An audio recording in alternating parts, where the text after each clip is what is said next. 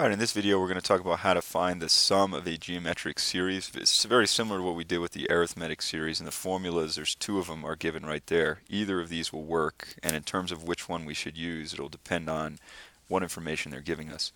So just to, you can obviously probably tell from the name, the sum of a finite series, that the opposite of finite would be infinite. We'll show you how to find that a couple videos from now. But finite series basically means a series that comes to an end. So once again, the difference between a sequence and a series would be the following. This that I'm writing, that's a sequence, and this right here is a series. A series means that you add the terms of a sequence together.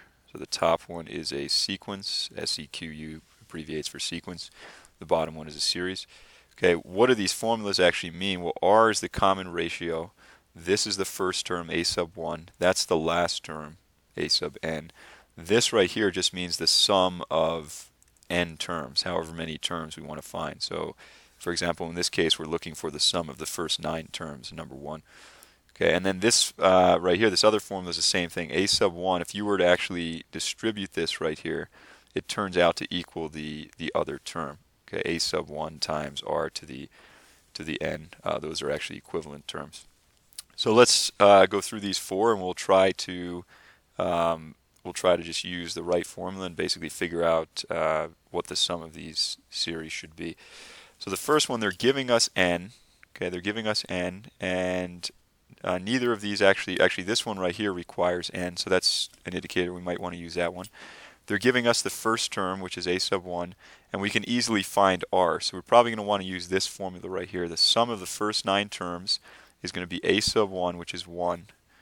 Okay, and then times 1 minus r in this case. What are we multiplying by each time to get to each of these numbers? Well, clearly it seems that negative 5 divided by 1 would be negative 5. And also 25 divided by negative 5, that would also be negative 5. So the common ratio in this case is going to be negative 5. So on the bottom we'll have 1 minus negative 5, which is like 1 plus 5. And the top, you have to be careful here. This is going to be 1 minus negative 5 to the 9th power. Okay, and the reason I put the negative 5 in parentheses there is because when we're raising something to a power, that means we have to do that first, and only secondly should we then do the 1 minus part. Alright, so let's simplify this right here. So we don't really need this 1 out front, because 1 times anything is just that thing, so that will stay the same. So on the bottom, 1 plus 5 is 6. This is going to be 1 minus negative 5 to the 9th power. That's a huge number. I know 5 to the 8th. I guess you could use a calculator for this. I don't like to if you can avoid it though. So 5 to the 8th is 390,625. So times 5 again. What's that going to be? 100. Let's think about this now. It's going to be 1950 53125, I think. Well, I guess I should use a calculator for accuracy, but old habits die hard. So let me just double check that in a calculator. 5 to the 9th power, and it should be actually a negative number, so I'll fix that in just a sec. 1953125, that does work. So this thing is negative, and then we have 1 minus that negative. So 1 minus the negative becomes a positive. So then our final result here is going to be 1 plus that number, so 1,953,126, and then we'll divide that by 6. And when you actually do divide that by 6, it should, in theory, be a nice round whole number, because we're adding whole numbers here. That turns out to be 325,521. So 325,521. That's a 3 right there. There's our answer. So I encourage you to try to pause the video and figure out which of the other two formulas you'd use for numbers 2, 3, and 4. Okay, so this one, they're giving us the first term, they're giving us the last term, and r, and that means this would be the best one to use. So we don't know how many terms are in this, but that's the interesting thing. You don't actually need to know to find the sum. So this is going to be a sub 1, which is 4, minus the last term times r, so minus 26244 times r, which is negative 3.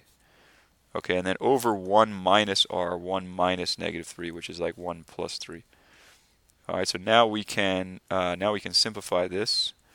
So this is going to be a negative times a negative will be a positive. So 4 plus, that's where the positive comes from.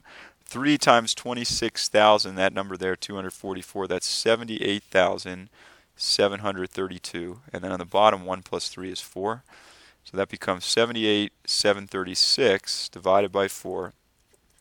And what's that? 19,500, let's see, 675, 684, I believe. I'm going to double check that with a calculator. It's 78,736 divided by 4. Yes, 19,684. So that's the sum of that series. And again, what's interesting is you don't actually have to know how many terms there are. We just need to know the information they gave us. Let me copy, drag these formulas down here so we can use them on the next problems as well. Alright, so number 3, they're giving us the first term, the common ratio, and the number of terms. That would be an example of when it would be better to use this formula. So they're telling us the sum of the first 7 terms. A sub 1, actually let me put that out in front of the parentheses there. A sub 1 is negative 4, parentheses, because we're using this formula right here. 1 minus r is negative 4. So negative 4 raised to the n, raised to n in this case is 7, over 1 minus r. So 1 minus, again, negative 4, and that's the same as plus 4. So this becomes negative 4 times 1 plus 4 on the bottom is 5, and then we have to be careful with the order of operations here. We need to do this first. So 4 to the 7th power, what is that? 16,384, but it's going to be negative.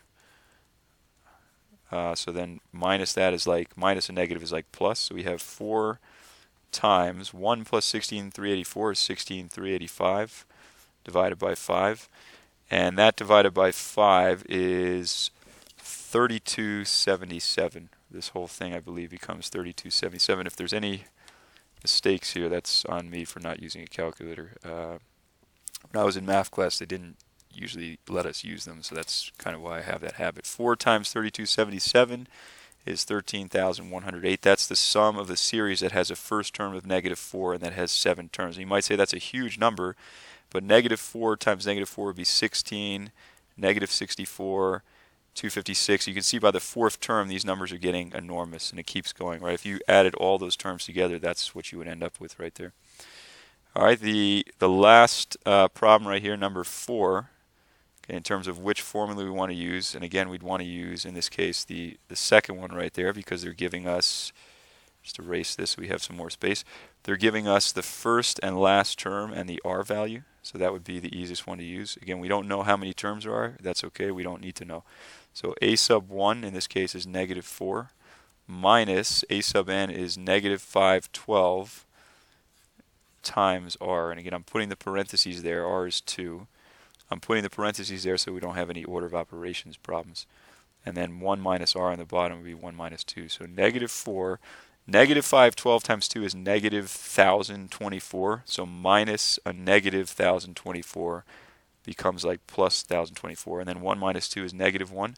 So negative 4 plus 1,024 is 1,020 divided by negative 1.